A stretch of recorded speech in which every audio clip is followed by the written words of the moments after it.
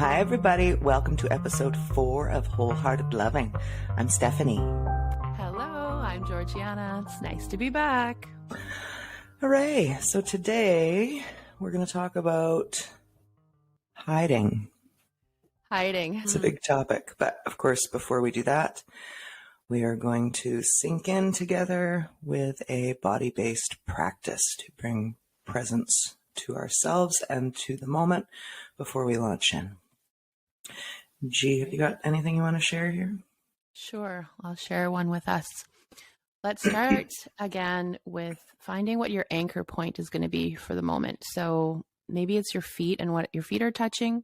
Maybe it's your butt and what your butt is sitting on. Or maybe it's what your hands are touching. And so just take a moment to feel that contact point and notice your breath.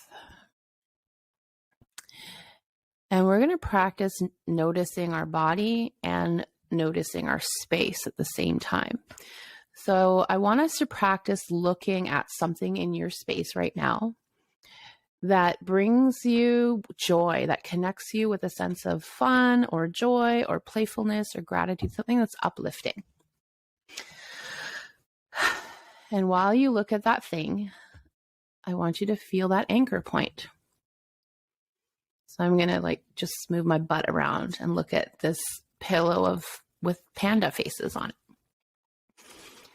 And then we're going to turn and find something else in your space that connects you with a sense of gratitude or joy or fun or play. And so I'm looking right now at a plant and the green in it makes me smile. And I'm looking at that thing and I'm feeling my butt on the chair. And I'm having a little notice of my breath. And then find one more thing. And if you can, look behind you. We tend to forget to look behind us. Look behind you and look at another thing that connects you to joy or gratitude. And again, just feel your anchor point while you look and notice your breath. And then just come back and have a little notice. I'm curious, Steph, what do you notice in your body? What feels different or the same in your body or your mood after spending a bit of intentional time feeling your body and really looking in your space for things that light you up? I'm in a pretty good mood today already. And this accentuated that warm, bubbly joy feeling in the middle of my chest, like in my heart center, that excited sort of love feeling. Mm-hmm. I'm in a room that has a number of posters and paintings from my grandma. And she had a lot of things with children doing delightful things like frolicking in fountains or lighting fire lanterns in a meadow. It's very sweet. Fun. That's cute to hear. Yeah. I like how we didn't change any of our circumstances, but we created a moment where we connected to a sense of joy or gratitude, just looking at the things that are already there. Yeah. Shifting that focus. Yeah. Totally. Yeah. Depending how heady of a person you are or how heady of a mood you're in, it's so easy to get trapped inside. You can really direct how we focus.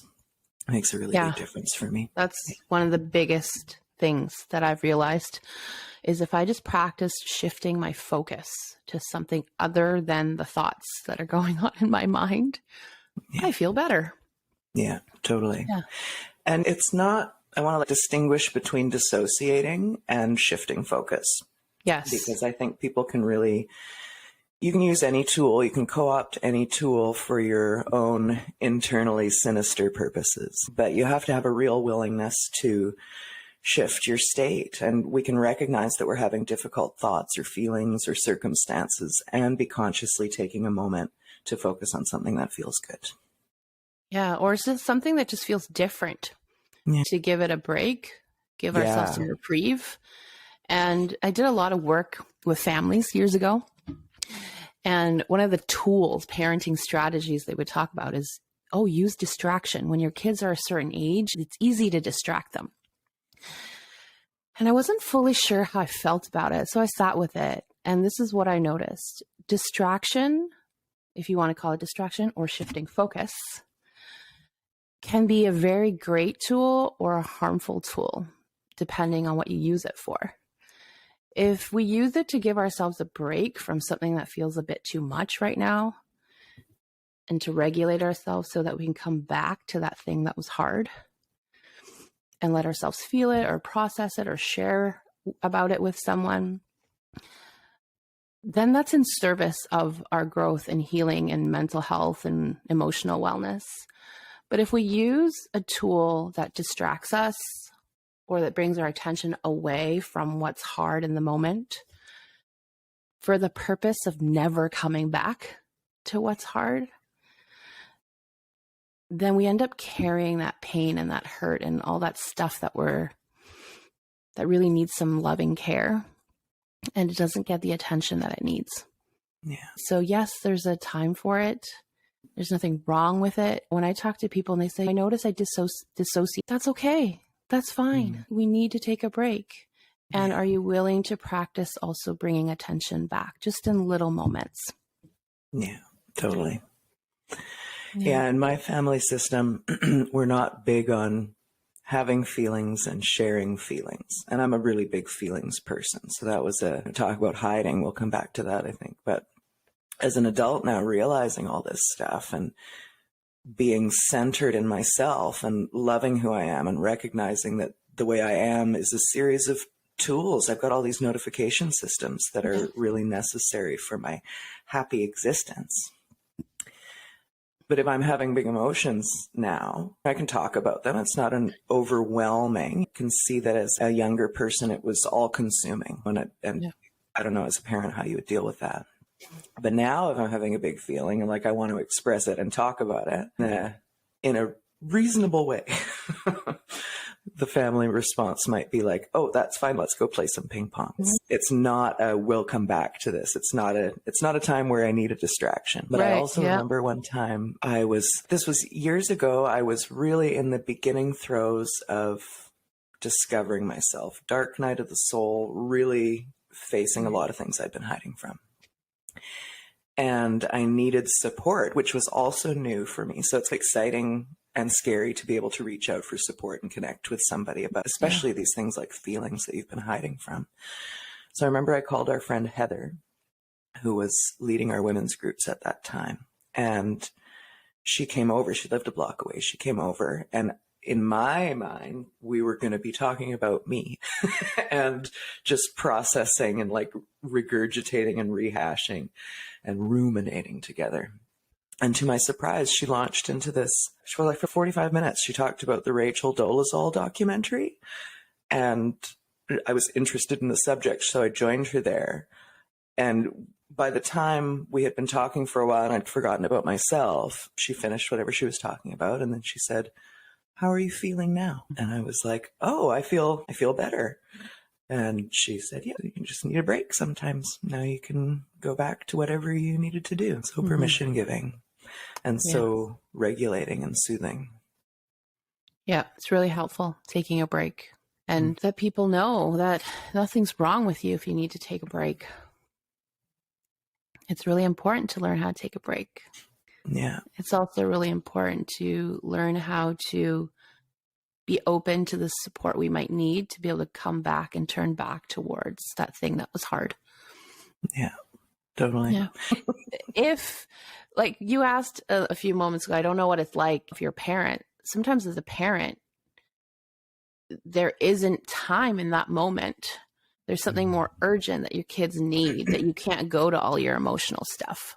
Yeah. And so you do have to find a place for that, to park it for a while, to come back to it later. And something that really helped me, because I don't know if people know this, but I have been very intentionally talking to myself over the last decade to rewire that inner voice, right? And so as a mom, when I'm going through something hard, and my kids are really needing something, it's either an emergency or maybe it's not an emergency, but it's more urgent than this emotional thing that I'm experiencing.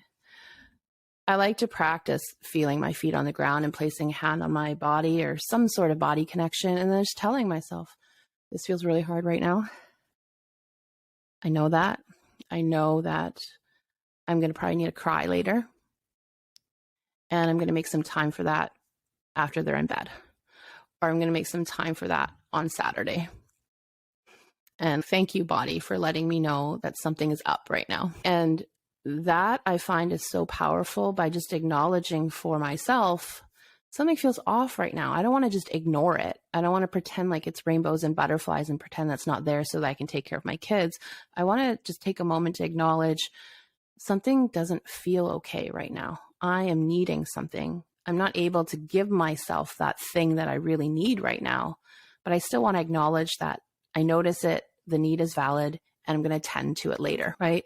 It reminds me of when children have this way of pulling on their parents' pant leg when they want something.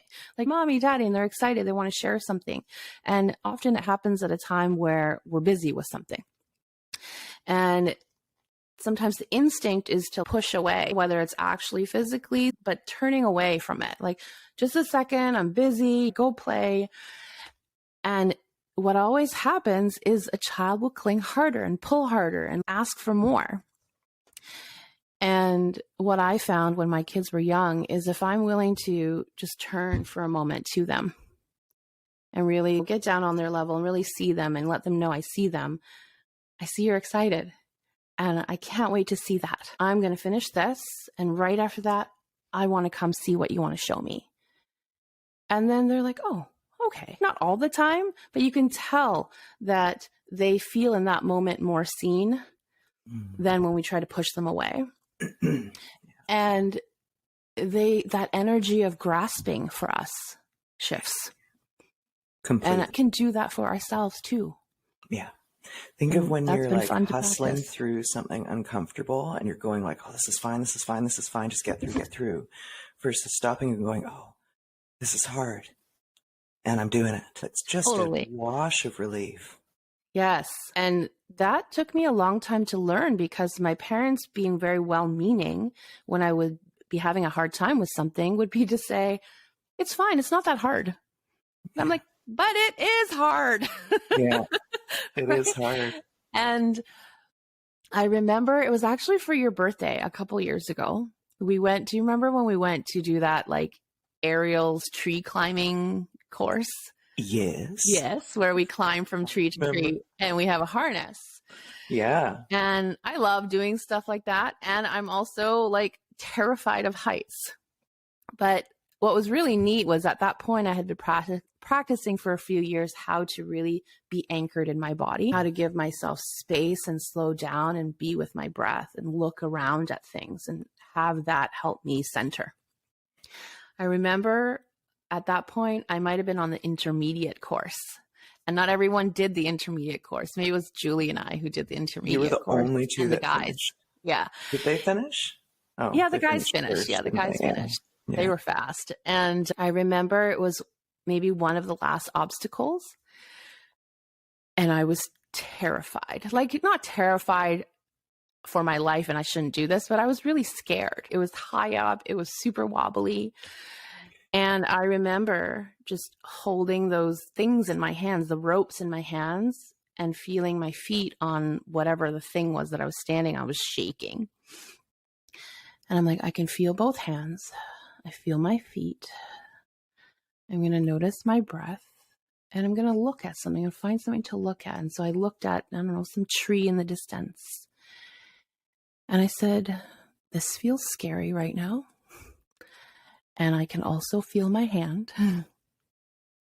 And I also know I want to keep going. So I'll just take a moment here. And then when I felt ready, then I went. And it was such a different way of talking to myself through something that was hard than I would have done in the past. Yeah. Amazing. And I was like, wow, it's quite simple. Like the things I said it wasn't rocket science. It was just calling out what was happening. Yeah. Right. Amazing. Yeah. Wow. And since you bring that up, I did not complete the course, which was a pattern break for me that I consciously did. So the course goes from like relatively easy to challenging to really very challenging. For me, a nightmare. And you're more muscular than I am, for example. Like you can do maybe chin-ups. I don't know what the hell. That's wild. I certainly cannot. But for me, I push too hard. Like I just have to do the thing, have to finish the thing. So you tell yourself you have to finish the thing, or that was the old patterning. Okay. Yeah, totally. And I would have pushed myself to a point of I need to cry. I need to be rescued. I felt like I would need to be rescued. But I would push through that anyway. And that was the day I felt like I don't have to do that. I can actually just feel comfortable and happy. It would feel good to be on the ground in the forest right now and watch all you wizards flying through the air above me. Yeah. I'm so glad you did that, because what I noticed about that day was you looked super happy to be on the ground looking up at us. And Julie and I were super happy to be up in the air, scared. Amazing. Everyone was happy because everyone was following what felt true for them. Yeah. If I had been up there with you guys, it would have been dour energy, like not feeling good for sure. Really tense and forced. Yeah. And my old pattern would have been, I can't do this. It's too scary. Amazing. I should just quit before, so I don't look like an idiot if I have to quit in the middle. And I even noticed when I was like standing there, scared, feeling scared, I did tell myself, if you want to stop, it's okay. You can stop. And I checked in. I was like, okay, I can stop. And I also don't want to. And I think that if I just take a moment to really feel my body and just help myself settle, I can do this next one. And that's the other thing. I said, I'm just going to do the next one. Step over to the next plank. And then I'll check in again to see if it still feels good to keep going. I would have never done that before. I would have, like I said, either never even tried, or I would have been like, I started now. I don't want to look like an idiot now. I better just white knuckle my way through it, even though it's god awful. And I'm terrified. One step at a time. Yeah. Can you imagine if in AA they said you have to project into the future? It's no one step at a time. It's all the steps right now. People would not succeed. It's too much. I was, and that's how I used to live my life. Hey. Yeah, totally. That was the option. How many people listening right now are feeling that same way? Yeah, it was all or nothing. Yeah. Completely all or nothing. Yeah. Doesn't feel great. No. So embracing the baby steps. I love it. Yeah, for sure. Okay, so Exciting. It's a big topic. Questions. Yeah, it's certainly a big topic. As we were going over what we were going to talk about today, to do some deep breathing, even reading through the list of things we wanted to talk about. Yeah, I like to ask myself questions. I like to ask Stephanie questions. I like to ask people questions. So I like to jot down questions about the topic that I think, oh, it might be nice to know this about Stephanie, or it might be nice to explore this piece for myself. And I got through reading the first two questions, and we were like, whew. Both went, whew. So this should be an interesting conversation. Yeah. Do you want to read those two questions right now? Okay. So the first question is, in what ways have you hidden yourself from yourself? So just feel your butt on the chair and notice your breath. The second question, which is where we started feeling a little bit hot and emotional, is in what ways have you hidden yourself from your family? I'm in my family home right now, so this is extra potent. Yes. And from there, we go a bit deeper. And in what ways have you hidden yourself from your partner or partners in the past? In what ways have you hidden yourself from your friends? And in what ways have you hidden yourself from the world? Yeah. We could talk about this for 15 years. The amount of layers of discovery, like we protect ourselves with so many masks, and there are so many shoulds, and there are so many ways we naturally find ourselves to be that don't necessarily jibe with our family system or the people who are around us in school. So we just alter ourselves as we imagine we need to fit in to be accepted. We do this in so many conscious ways and so many unconscious ways. There are just layers upon layers. Is there anything that sticks out for you immediately? Things you hid from yourself? This one's big, and it just came up as I was listening to you talk. And then I had a quick moment of, I can't say that's big. Or I don't want to start with that. That one's huge. I had hidden from myself for the longest time my Chinese identity. I was like, I'm white. I'm Canadian.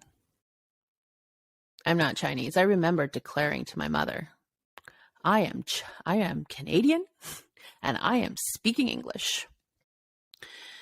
And this part of my hiding has been something that I've been really intentional about in probably the last 3 years. I think it was 3 years ago, after some really intentional work, that I could finally say, I'm Chinese, and feel proud of it. Yeah, you are. That's amazing and insane all at the same time. And this one comment that my youngest son made a few years ago, it was funny. But at the same time, I was like, man, this is a real wake-up call. We were talking about something. My kids are half Chinese, half Dutch, fully Canadian, born here in Canada. And he had said, we were talking about identity, race. I can't remember what it was exactly. But I mentioned something to my kids and I said, you're Asian. And he said, what? I'm Asian? I was like, oh my gosh, I failed as a mother. My half Asian kid doesn't even know he's Asian. And we had a bit of a laugh about it. But on a more serious note, what that showed me was I haven't been proud of who I am for so long that I didn't even identify with being Asian.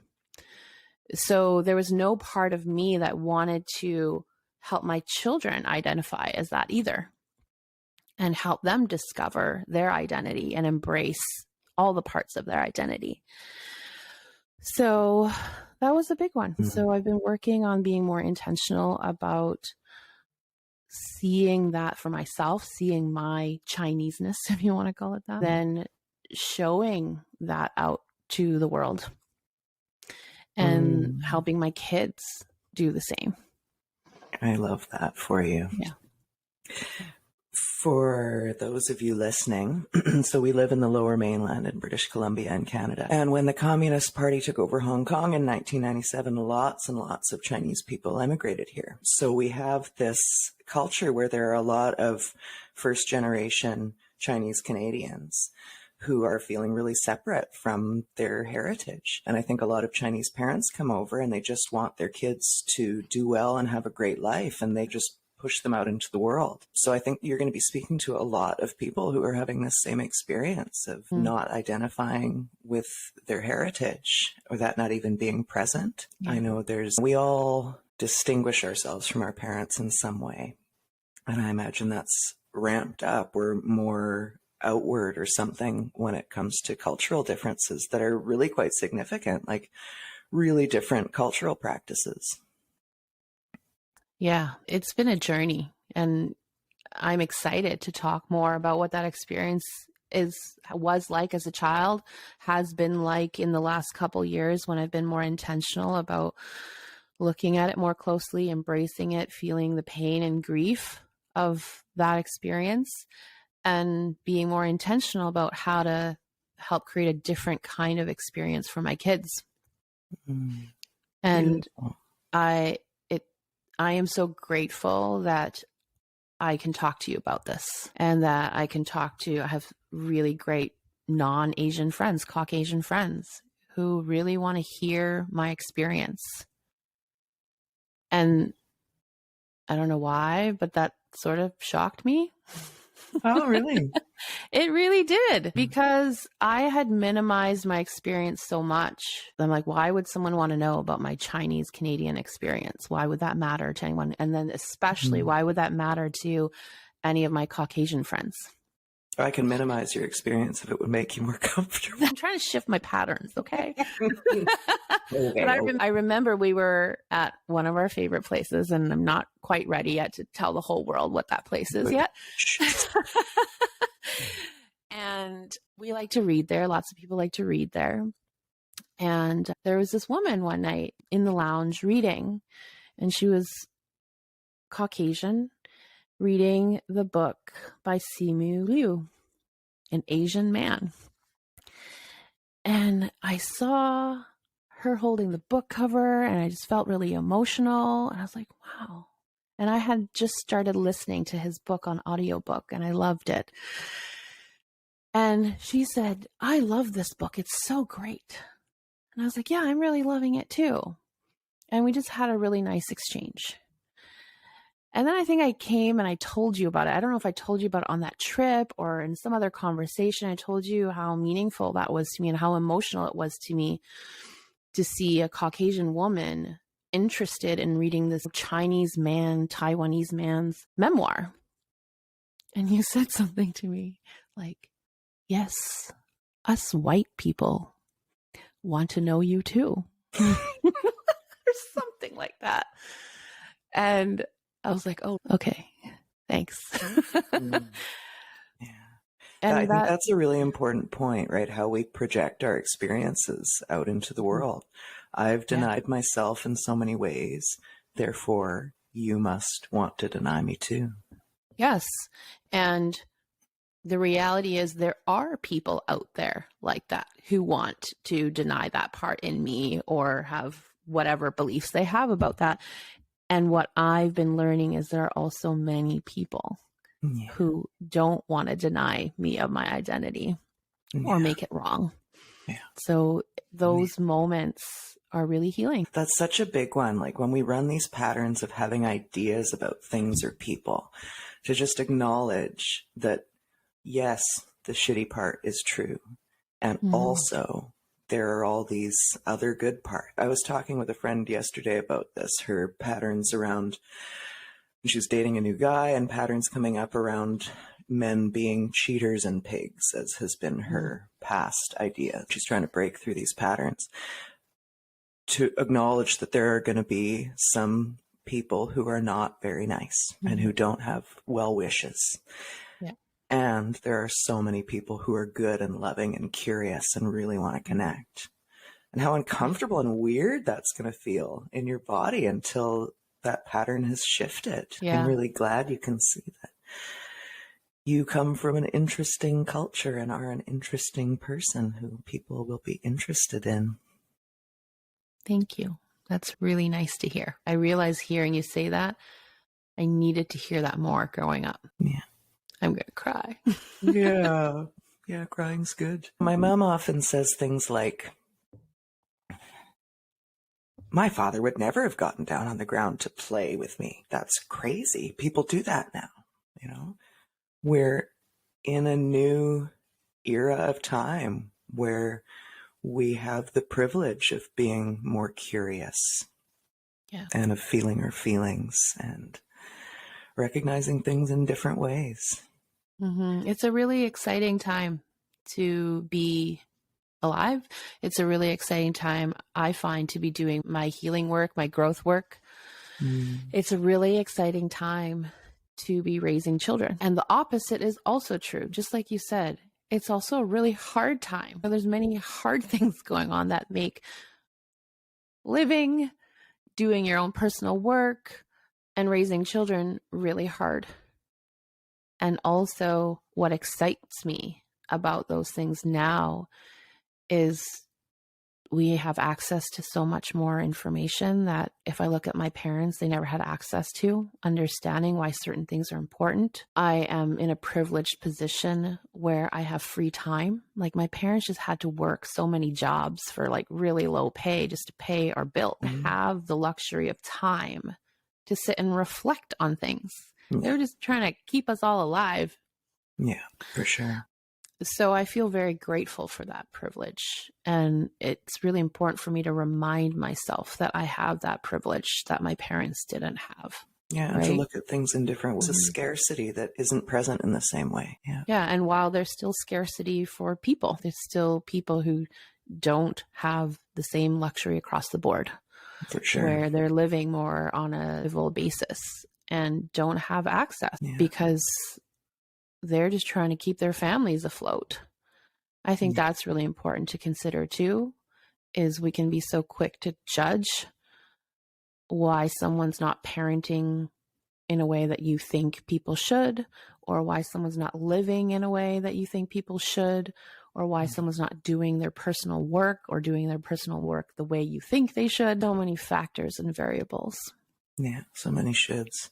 Yeah, one of the ways that I am thinking about abundance right now is also like abundance of thinking and abundance of love and like availability of love. So I'm thinking about the not codependent version of You Are My Sunshine that Alexa Sunshine Rose created. Yeah, that's such a beautiful song. Yeah, and there's so much scarcity and fear of love being taken away, or of death even, built into lullabies, like the things we program our children with effectively, the things we expose ourselves to. Even the beginning lines, instead of You Are My Sunshine, my only sunshine, it's You Are My Sunshine, my darling sunshine. It's such a simple, that's a really big shift. Everybody should really go find that song and listen to it, because it makes such a big difference. Alexa, we can link this episode to that song. I would love, Stephanie, this is my request, is because you have a beautiful singing voice. I would love for you to play that song on your guitar and sing it for us on one of the episodes. Oh, you're sweet. Okay, we can do an extra. It's such a beautiful song. It made me cry. Abundance of love from my parents exists. How powerful is that? And it's free flowing. Yeah. Can I tell a story about this idea of abundance of love from parents and that it's free flowing? Okay. This was my younger guy again. Probably, maybe it was 2 years ago. Maybe he was 8 or so. Actually, I don't know if I've told this on previous episodes. We'll see. Anyways, but it's one of my favorite stories. He was asking, I think, if he could have some device time. And so I said, yeah, sure, bud. Have you done all the things you need to do? And he's, yeah, Mom, I have. And I said, what about giving me a hug? And I was like half joking. I'm not like demanding a hug from him. He's, that's a want and not a need. And then he said, and that's your want, not mine. So no thanks. And it was so cheeky and funny, and we just had a good laugh about it. And also it was such a moment of pride as a mom and a moment of relief as a mom, because what that exchange showed me was my little guy has some awareness about needs and wants and how they might differ. And also the difference between someone else's needs and wants and your own.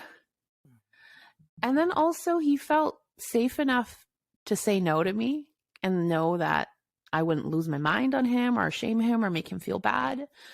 And he also felt confident enough that if I say no to a hug now, there will still be abundance of hugs later from my mom. I was like, what a fun moment that was. Yeah. Yeah. Beautiful. Yeah. Yeah, this has been coming up a lot for me in the past little week. I think seeing Shay with her baby has really highlighted for me how often parents are run by either their anxieties, their fears, what other people think. I'm thinking about go give your uncle a hug or a kiss or whatever, and the kid doesn't want to feeling, and what that might bring up. Losing face or appearing a certain way, or what will the family think? Like how much we're programmed by that, and how much that causes us as kids to disconnect from what feels true for us and what our instincts tell us. I think that's so important. It's so big.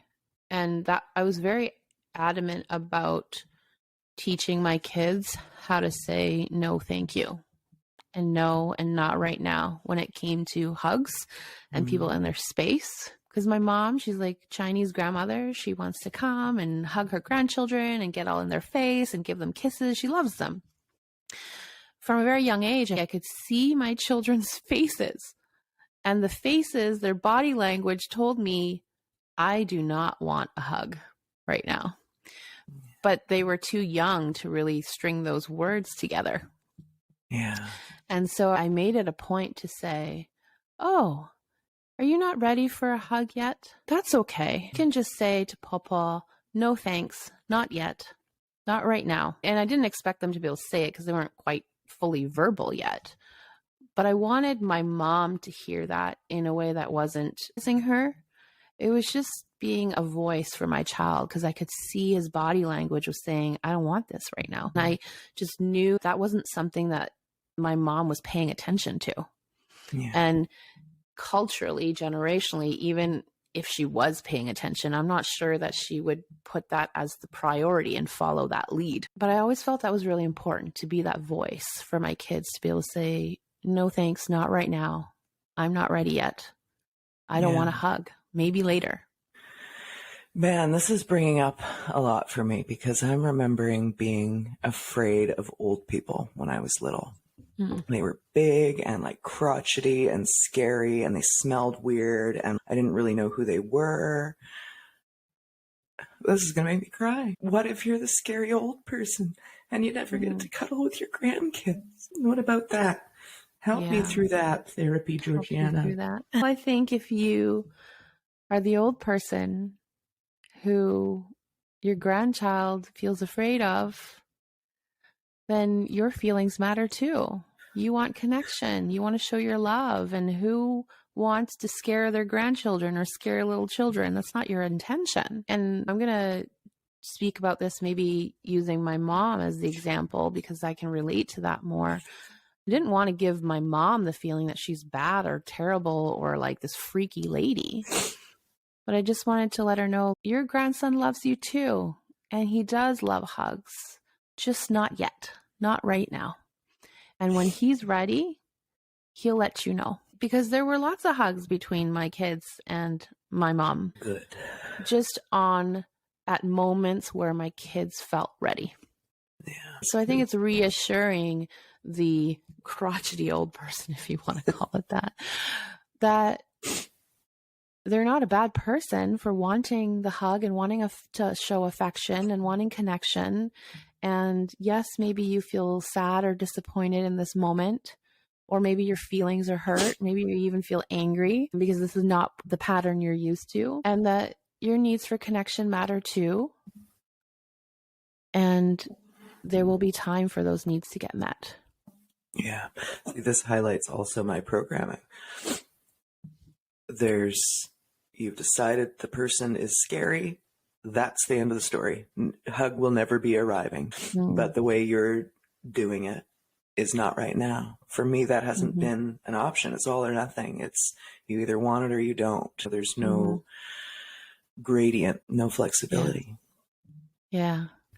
That's why I taught the boys to say very early, to string these two words together, maybe later. Maybe later. So then over the years, I would hear them say that to me, maybe later, Mom, when I'm like asking them to do stuff.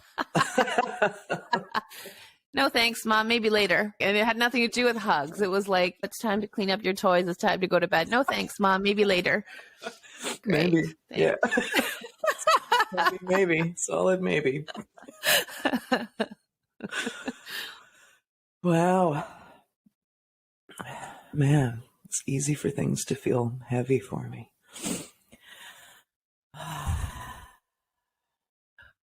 Yeah. Okay, so You hid from being Chinese.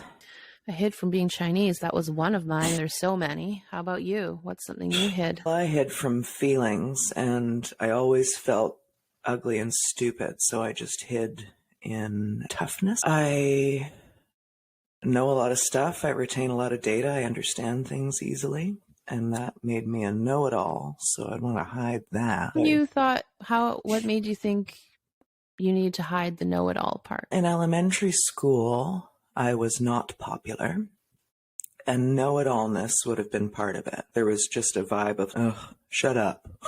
Shut up, Steph. Or making people feel inadequate. And probably I was trying at points to make people feel inadequate because that's how I felt. So dumbing down, I caught myself a couple of years ago, and actually more recently and it's like a symptom of wanting to be open to other people, where I'll just be like, oh, what do you think about this thing? And they'll tell me what they think. And then I'll tell them what I think. And I'll be like, oh, okay, yeah, something to think about. And then I'm like, oh, wait, no, I'm actually licensed and educated in this area. It's not, ooh, maybe I think this. It's here's 50 facts that are actually really important to this decision we're making. But I wouldn't step in to fill that place because I didn't want to be overbearing or know it all or whatever. And embracing those parts of myself has been very helpful. Did you feel in those moments, did you feel in your body, or did you know intellectually you were hiding in that moment? Oh, I know this, but I'm not going to say anything. No, so it wasn't so much like that. Actually, the instance that I'm thinking about is when Julie and I were talking about buying a house together. And I am actually a real estate agent, so I know all about this. And we were Stephanie out. We were, is also uber talented in a gazillion things that are all non-related. yeah, and I feel jealous sometimes. Thanks. And I feel like inadequate in some way. That's not the right word. I feel like, all that you should commit to something and do it all the way kind of thing. That's just not my way. I like to learn a thing, do it completely, get really good at it, move on to the next thing. And I used to make that mean a lot of bad things about myself. But now I'm just like, those are my interests. That's the way I want to feel. That's what I'm doing. But we were sitting, I think we were like eating sushi, talking about next steps of buying this house. And she was like, oh, I feel certain ways about whatever. I have questions about whatever. And I was like, oh, yes, your questions are important kind of thing. It was mostly like I was acknowledging her. And then I went, oh, I have all the answers to those questions. And I need to be stepping up as the authority in this role. We're not just holding hands, skipping into this journey together. I'm the leader. And I think in a lot of ways in life, I am the leader. And being the leader makes you separate and different and easy to project onto. People have always come to me for advice, protection, mediation. And so I love that. But then I also, the feeling of being separate or like mom-like or something like that feels like kind of, I guess, a bit scary, a bit lonely, but also it feels true. Yeah. How do you feel like, have you embraced the leader in you at this stage in life? Where are you at with that? Yeah, I think I'm understanding more of what that means all the time. And yes, I've embraced it. And probably I'm still fighting through bits of residual stuff of ways I thought I needed to be or wanted to be, or the grief of imagining maybes and shoulds and different ways of life that could have been played out. The grief of imaginings. I can find grief anywhere. She's a grief detector. Tell me I'm curious how the grief of imaginings, how does that tie to you embracing leadership? I guess wanting to be one of the gang, as opposed to the teacher of the gang or the leader of the gang, having to make decisions or say hard things. You can't hide. Yeah. You can't hide as the teacher and the leader. Is that what you're saying?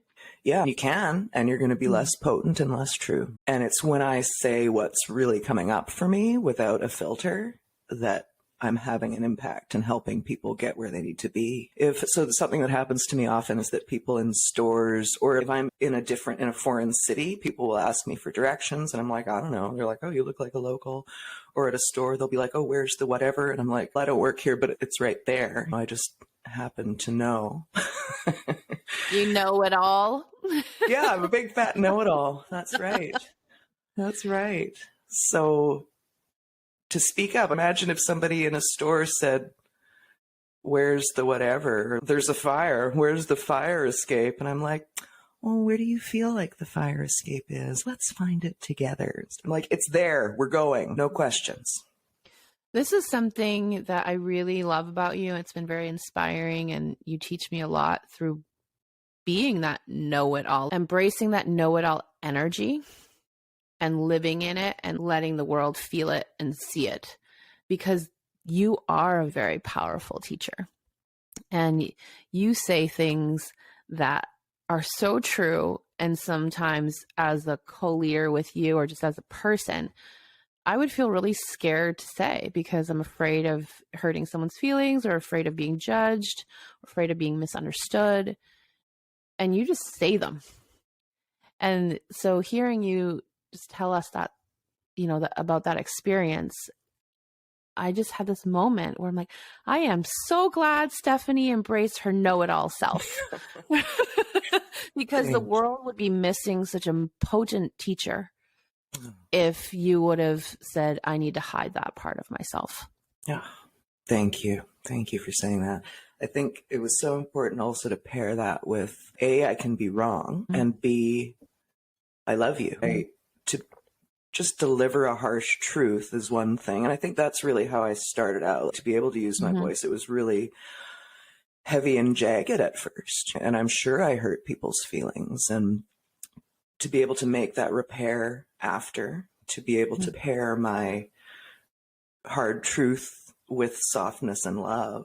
Not to say that I need to soften my message, but just that what's the energy underneath that needs to genuinely be one of love and softness and openness. Yeah. Yeah. I love it. So basically you took something that you tried to hide or felt was not good about yourself growing up, like being in elementary school, and I don't want to be a know-it-all, to I'm going to embrace it. And I'm going to refine it with bringing these other pieces of me that are also there. Yeah. Yeah, exactly right. Yeah. Yeah. I remember when I was like 34, I was getting divorced. I was separating from my partner. I was moving back across the country from Toronto to Vancouver. Where I'm from is Vancouver. And everything in my life was changing. Like I felt uncomfortable. And I checked my Facebook one morning. I think I was even packing up my computer to move. And I looked at Facebook, and this girl from elementary school who I identified as like the popular one. There was a group of popular girls that I felt specifically shunned by. And I actually was like objectively shunned by. And she'd posted on my wall, I don't know how you put up with us in elementary school. You were always so cool and smart, or something like that. And I just hope you know that. And my world exploded. I was like, what? You think that now? Who knows what you thought then? Looking back with adult eyes on child things is a gift and a burden. And other people chimed in from this same group. They were like, Steph for president. Yay. That was probably the beginning of a lot of really important shifts in how I viewed myself. So I also want to encourage people to say the thing. Yeah. I don't know where I'd be if she hadn't said that thing. Yeah. Yeah. What a beautiful moment. Thank you for sharing that. Yeah, thank you. I feel teary hearing that, for you and for me. And I imagine a lot of people have had that experience where they have felt that they haven't belonged, or were, like you said, objectively shunned. And it's so easy to continue to carry that belief about ourselves that we don't belong. Yeah. And so far from the truth. Yeah. And what a gift it was. Like were finding your own way in life, and you would have had your own journey of discovering what's true for you as an adult. But what a gift it was for this person to share that with you. Yeah. And I'm assuming it didn't take very much of her time. Yeah. It didn't take too much energy.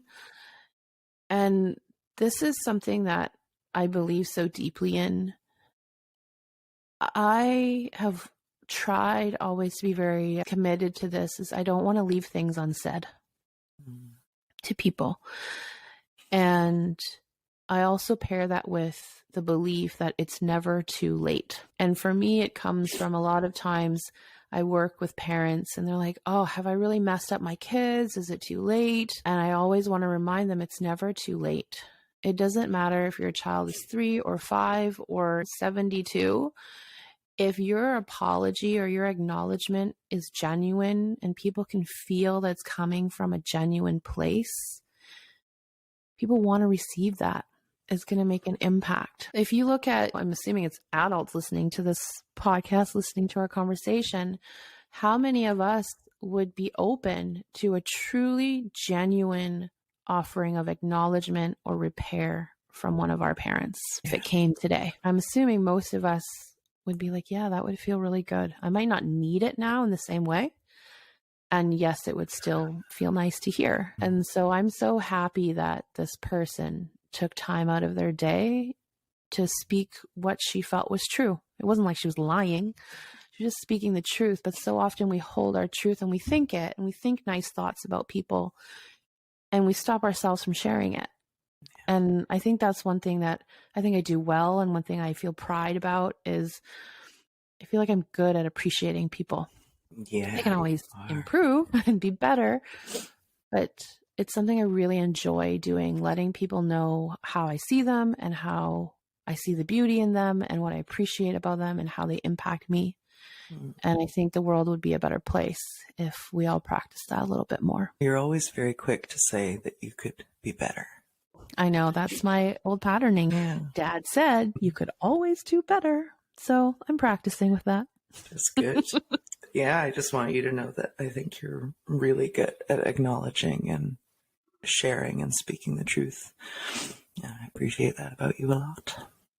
I think you do a fine job.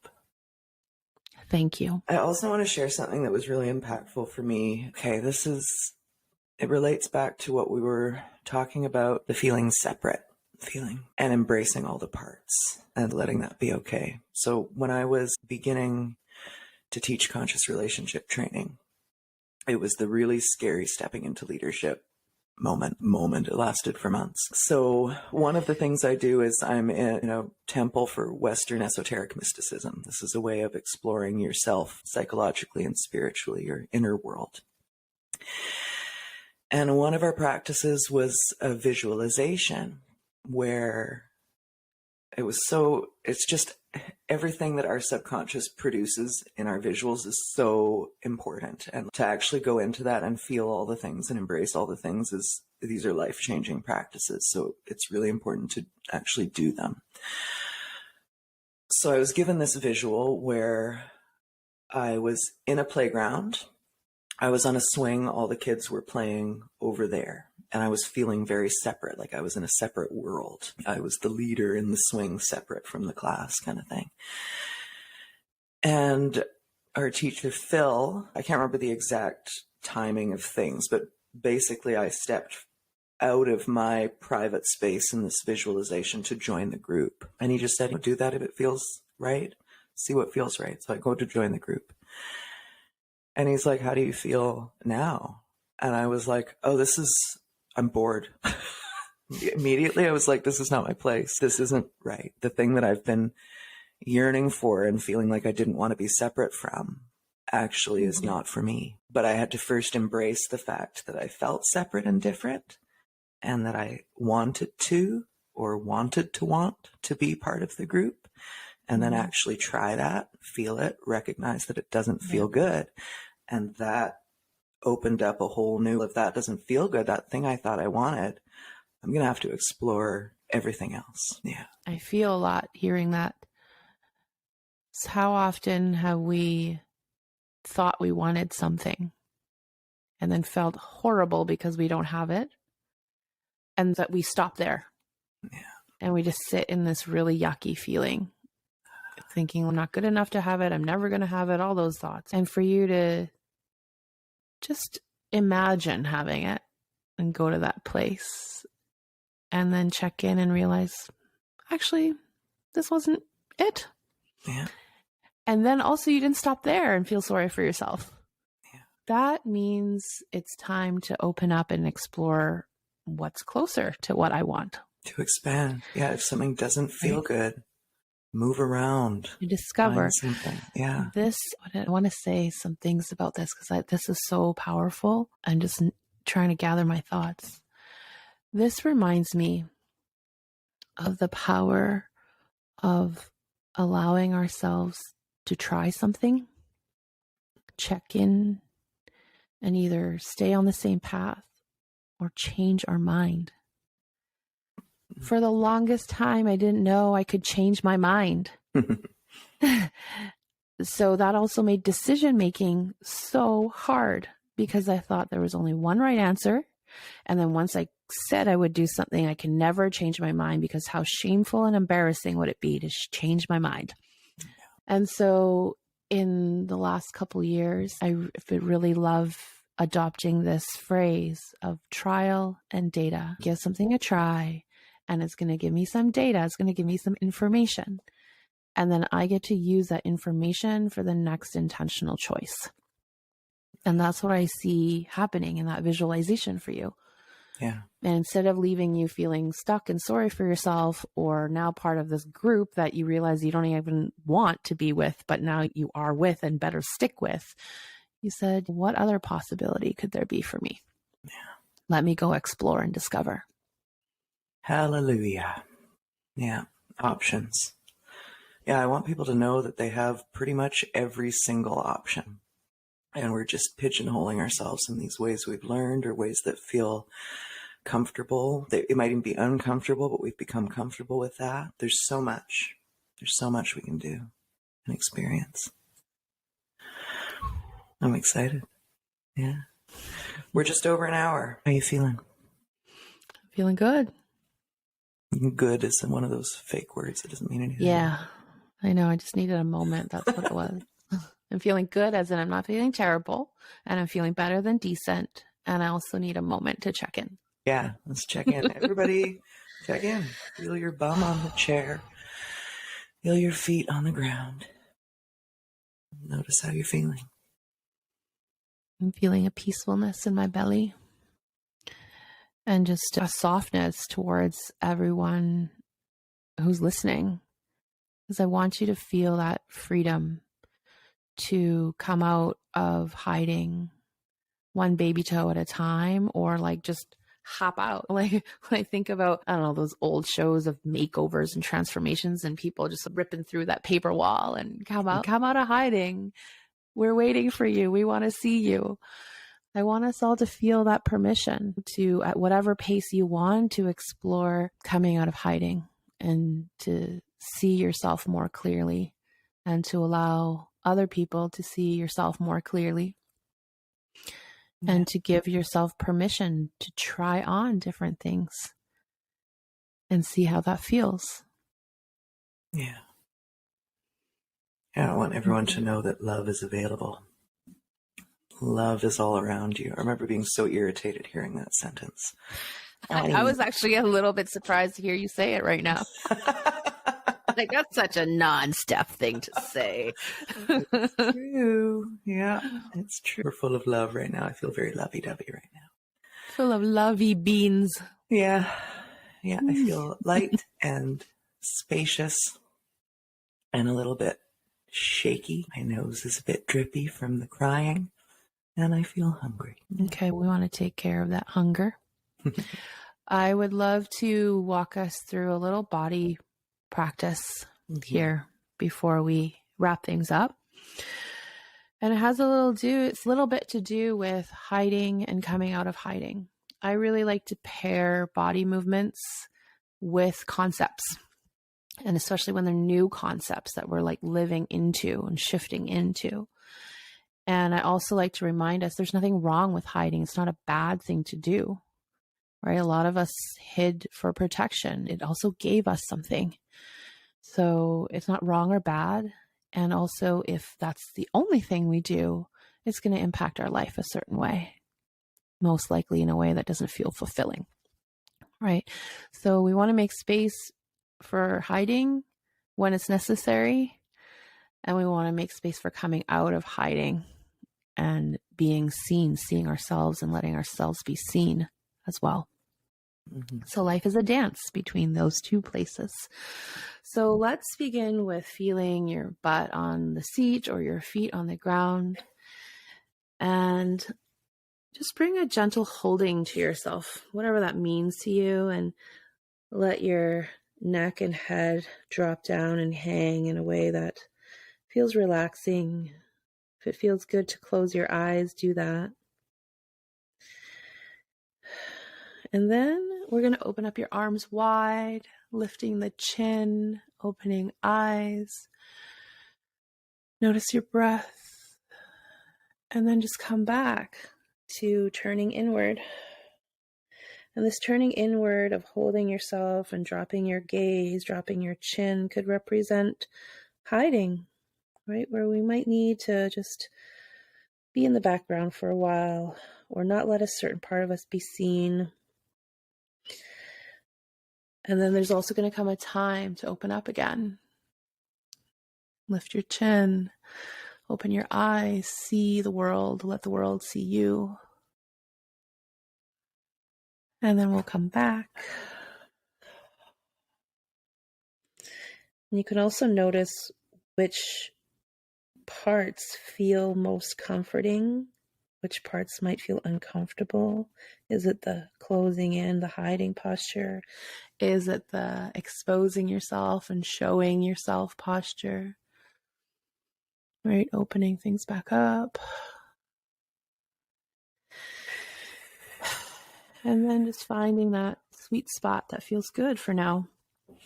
And I always love those movements because they remind me that life is a dance. Yeah. It's a flow between those two places. And neither one is right or wrong or good or bad, just different. Yeah. Thank you for that, Yeah. G. I got some wild hair going on from that. Oh, that's so comforting. Yeah. So many different energies we can occupy. Thank you. Yes. You're welcome. It was fun. Anything else you want to say today? No, I don't think so. Good. Okay. That's it for today then. Like, follow, and subscribe. And if anything we said here today was helpful for you, please share it with somebody you love. And we'll see you next week. See you next time. Bye. Bye.